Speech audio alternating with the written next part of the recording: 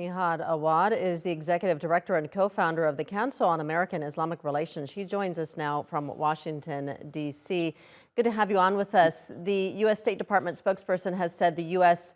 stands with the government and people of Israel after the, quote, unconscionable attacks. I'd like to hear your response to that statement. And my question to the spokesperson, where are the unconscionable attacks against the Palestinians since 1948? Where is the care about human rights and the sanctity of human life? Or Palestinians are exempted from that care and that concern.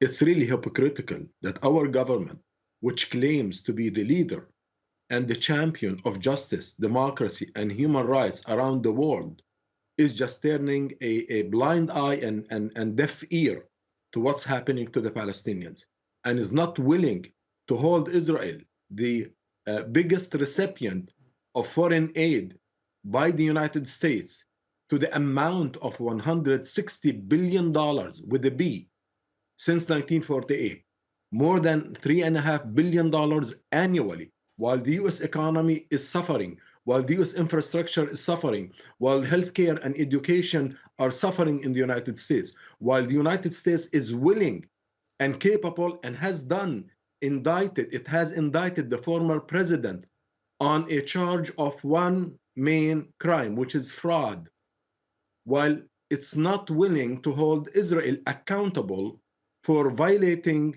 US and international laws by misusing American weapons in attacking Palestinian civilians and destroying the humanitarian infrastructure. Where is the plight of the Palestinians? I'm asking our shameful representative who has been speaking from both sides of their mouth.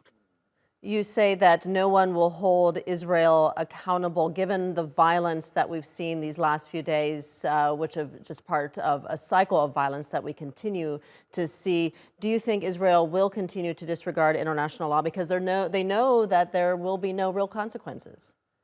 Of course. The United States has emboldened, protected, shielded, supported, financed, and armed the state of Israel. It gave it free hand in the region against the Palestinians. Why? That's the mystery that I would like our politicians, our representatives to face the world and face the Palestinians, look them in the eye and justify why are they allowing Israel to treat the Palestinians as subhumans, why Israeli soldiers are invading and storming the third holiest place while worshippers are seeking peace with God. They are entering with heavy weapons, attacking worshippers, handcuffing them from their hands and their legs, and throwing them on the ground like sacks of meat, with no disregard, with total disregard to their human rights, to women, to elderlies, to sick people, while they are in seclusion in the mosque. This is a mosque. Imagine, Rachel, if a Palestinian or group of Palestinians storm a synagogue, what will happen? The entire US media and governments and politicians will be up in arms. Not only that, imagine if Russian soldiers invade and storm a Ukrainian church in Kyiv or in Bakhmut, and they did what Israel did. It will be wall-to-wall coverage. It will be front page coverage, and they will be outrage worldwide, including, and the first will be the US government. So this is unfortunately total hypocrisy, but the Palestinians have been seeing this escalation and subjugation for years. And in the past few days, the question is, why is it happening with this intensity now? It's very clear.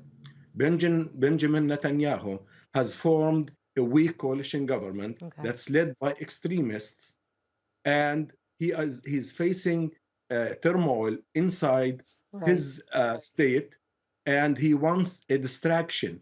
He wants to divert attention, and he scapegoat the Palestinians because he knows that this will distract his public, his issues, because he's facing charges, an investigation of breach of trust bribery, and fraud. Okay. So he wants a diversion of the attention to do something else, and unfortunately, he's succeeding. Okay, we're going to leave it there. Nihad Awad joining us from Washington. Thank you.